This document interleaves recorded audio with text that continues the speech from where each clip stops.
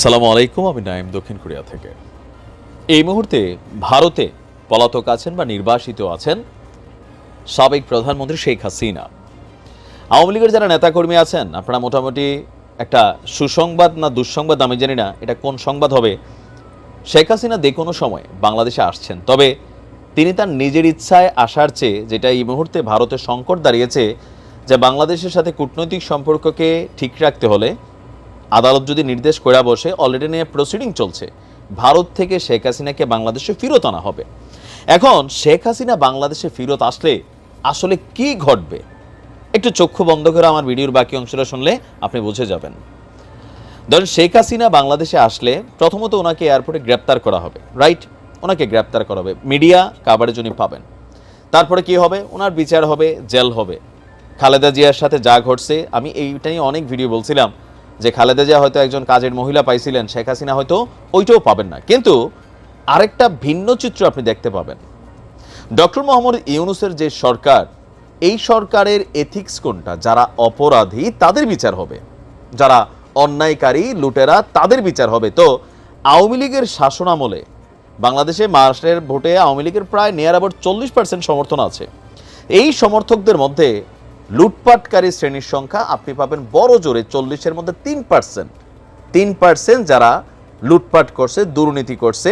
কিন্তু বাকি 37% মানুষ এখনো কিন্তু বাংলাদেশে আছে, তারা ঘাপটি মাইরা আছে অথবা নেতৃত্ব শূন্য অবস্থায় সামনে আসতে চাচ্ছে না বা একত্রিত হতে পারছে না।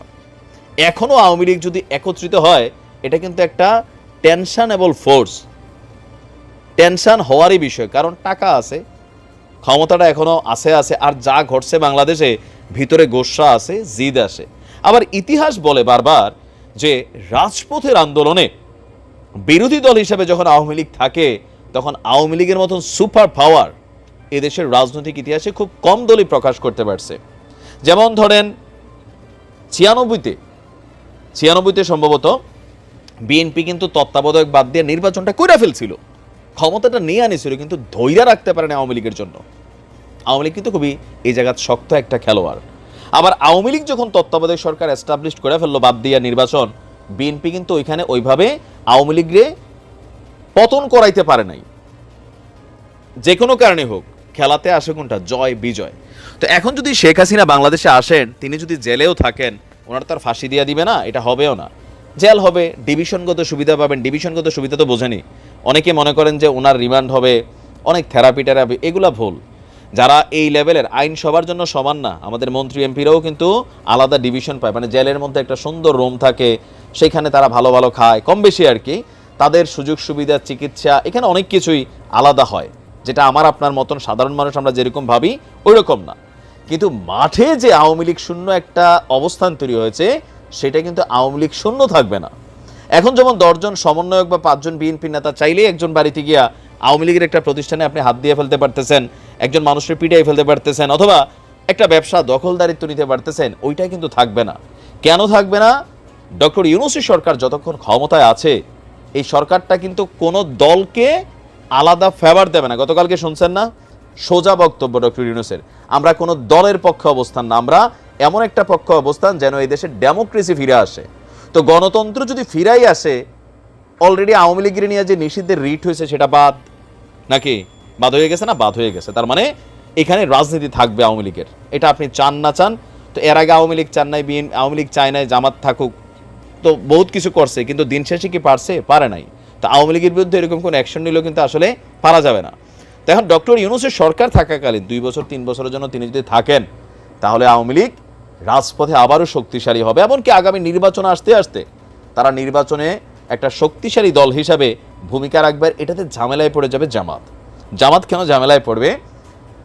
যদি ডক্টর ইউনূস সাহেব 2 থেকে 3 বছর পরে নির্বাচন দেন, জামাত যদি তাদের দলগুলোর সাথে, ইসলামিক দলগুলোর সাথে একত্রিত হয়ে নির্বাচনে না যায়, তাহলে কন্টেস্ট কিন্তু আবারও one kind of Awami League বিএনপির মধ্যে হবে। দ্বিতীয় আসনটা জামাতও পাইতে পারে, বিএনপিও পাইতে, আওয়ামী লীগও পাইতে পারে। বিএনপি জয়ী হবে, এটাই সবাই বুঝি, আমরা জানি, অথবা জামাত জয়ী হইতে পারে। তো সবকিছু মিলেয়া পররাষ্ট্র মন্ত্রণালয় থেকে বলা হয়েছে ভারতের সাথে এই বিষয়ে কথা চলছে, আমাদের আদালতেরও নির্দেশনার ইস্যু আছে। তো আদালত থেকে যদি নির্দেশনা চলে আসে, তাহলে তো সেই ক্ষেত্রে শেখ হাসিনাকে ফেরত চাইবে বাংলাদেশ। আর ভারত তো তাদের প্ল্যান এ বি সি অনেক কিছু রাখছে, তো সেখানে হতে পারে যে শেখ হাসিনাকে বাংলাদেশে পাঠিয়ে দিতে পারে, কারণ তিনি আসলে বাংলাদেশ আওয়ামী লীগ আবার জীবিত হবে। তিনি না আসলে এই রাইট নাও সিচুয়েশনে বা আগামী 10 বছর আওয়ামী লীগ কিন্তু আর জীবিত হইতে পারবে না, কারণ নেতৃত্ববিহীন অবস্থায় দল পড়ে গেছে। আর আওয়ামী লীগের মোটামুটি ওয়ান ম্যান শুয়ে নিয়ে মানে লাস্ট কয়েকটা বছর ছিল যে সকল কিছুই সাবেক প্রধানমন্ত্রী ওনার নির্দেশে হইতো, স্থানীয়ভাবে লোকাল নেতা তৈরি হয় নাই। তবে যারা আওয়ামী লীগের মধ্যে লুটপাট করছে, দুর্নীতি করছে, অন্যায় অত্যাচার রাহাজানি ছিনতাই খুন যাই করছে, প্রত্যেকের কিন্তু বিচার হবে, এটা মাথায় রেখে ইউনূস সাহেব এই বিচারটা করবে, এটাতে ভুল নাই। তো দেখা যাক আসলে ফাইনালে কোন দিকে সিদ্ধান্ত যায়। তবে শেখ হাসিনার বাংলাদেশে আসার সম্ভাবনাই বেশি। ভালো থাকুন, আসসালামু আলাইকুম।